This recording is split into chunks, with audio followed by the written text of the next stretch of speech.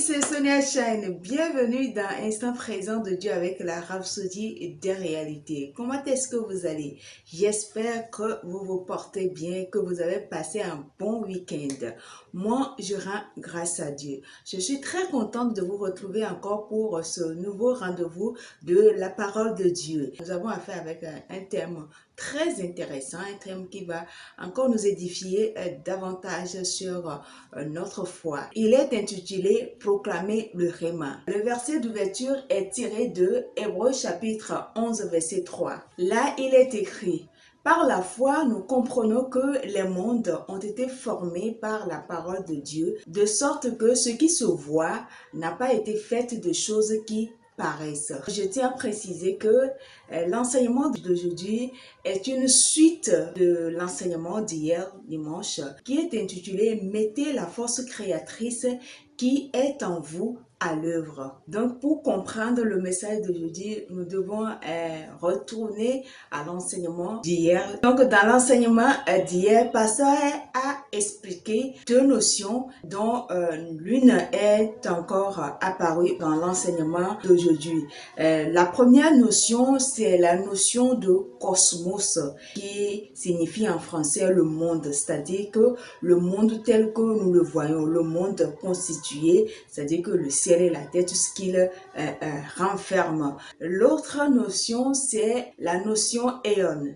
La notion éon est définie aussi comme le monde en français, sauf que éon signifie l'ère, l'époque où les structures opérationnelles dans un environnement donné. Le pasteur a montré dans l'étude d'hier que nous pouvons appliquer les bons principes de la foi pour façonner, pour réparer, restaurer et recréer notre monde. Le pasteur revient de long en large sur la notion de éon. Donc, pasteur pose la question: qu'est-ce qui a exactement façonné et planifié les éons? Le système du monde en ce qui concerne les structures socio-économiques et la gestion environnementale d'une période de l'histoire humaine, y compris ses arts et ses sciences.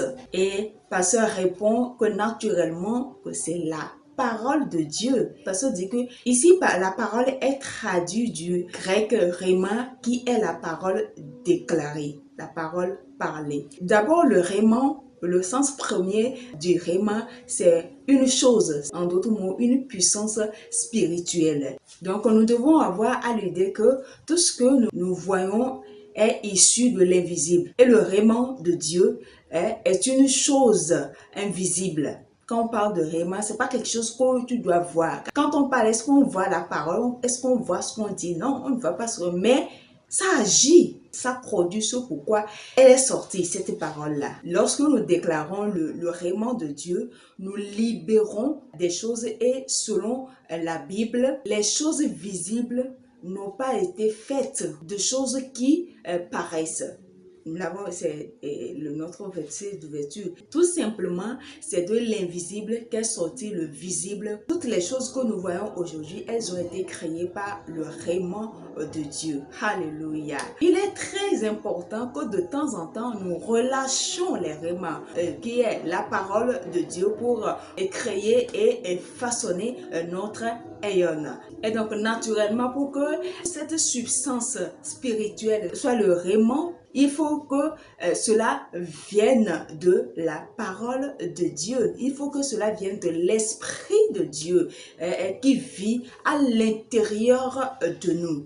Alléluia. C'est pourquoi il est important que nous prions beaucoup en esprit, beaucoup en d'autres langues. Et c'est important le parler en langue dans la vie d'une nouvelle créature. C'est vital. La Bible dit que c'est une langue que même les anges ne comprennent pas. Quand nous nous mettons à parler en cette langue, nous sommes en communication directe avec les cieux, avec la divinité, avec Dieu lui-même. Et c'est en esprit que nous déclarons des mystères. Quand tu pries beaucoup en langue, arrivé à un moment, tout ce qui va commencer par sortir de ta bouche comme déclaration, comme parole, ça devient automatiquement un rhéma. Et le rhéma, quand ça sort, c'est pour produire ce dont elle est sortie. la parole. Naturellement, quand tu commences par prier en langue, arrivé à un moment, l'Esprit de Dieu prend contrôle de ton corps, prend contrôle de ton esprit, de ton âme, de ta bouche. Et tout ce que tu dis en ce moment, tout ce que tu dis en ce moment, ce ne sont plus des paroles comme cela que tu déclares, que tu parles. Non. En cet instant précis, ces paroles qui sortent de ta bouche sont remplies d'autorité, sont remplies de puissance de Dieu, de la force de l'esprit, et elles agissent à coup sûr. Donc c'est super important. Donc comme je l'ai dit, toutes ces paroles que vous prononcez, c'est des paroles qui sont inspirées depuis le règne de l'esprit et qui sont libérées dans la nature, qui sont libérées dans l'atmosphère et qui chargent l'atmosphère de la présence de l'esprit. Et donc forcément, tout ce que vous direz ou bien vous déclarerez en ce moment précis, c'est comme un décret que vous faites, ça se réalise. Et c'est comme cela que nous arrivons à contrôler, à modeler, à façonner notre éon. Par conséquent, il est super important que nous contrôlions notre monde à partir de notre bouche, à partir de notre langue, à partir de nos lèvres.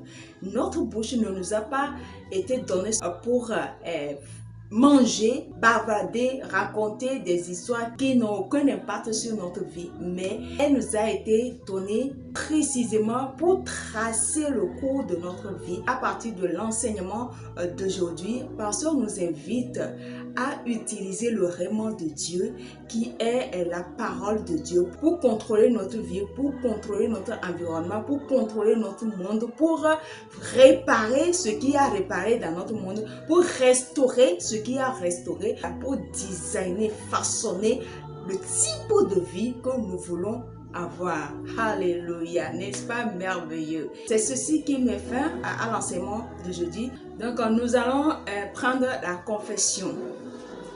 Mes paroles sont ointes de puissance parce que je suis rempli du Saint-Esprit. Le rayonnement de Dieu est sur mes lèvres aujourd'hui.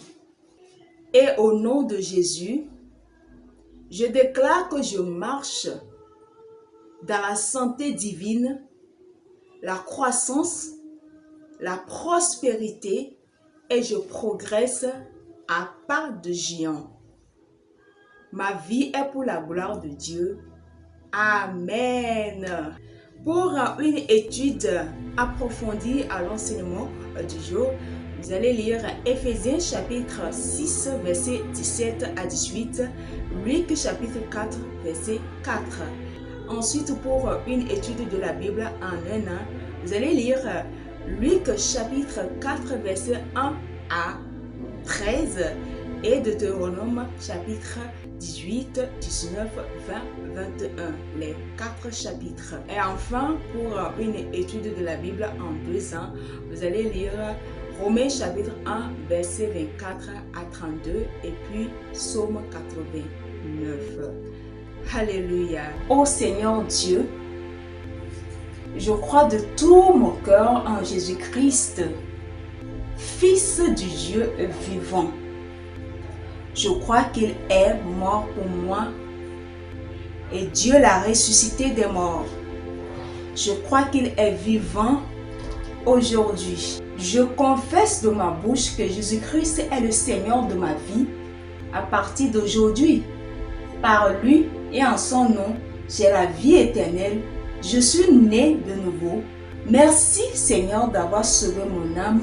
Je suis désormais un enfant de Dieu. Alléluia. Oui, voilà, nous sommes arrivés à la fin de l'enseignement d'aujourd'hui. Aimez la vidéo, partagez-la, abonnez-vous à la page Facebook de Instant Présent de Dieu et puis à la chaîne YouTube. Activez la cloche de notification pour ne pas rater notre prochaine publication tout simplement. Laissez des commentaires et des suggestions en bas de la vidéo pour plus d'amélioration. Si Jésus tarde à revenir, je vous donne rendez-vous sur un mercredi prochain et je vous dis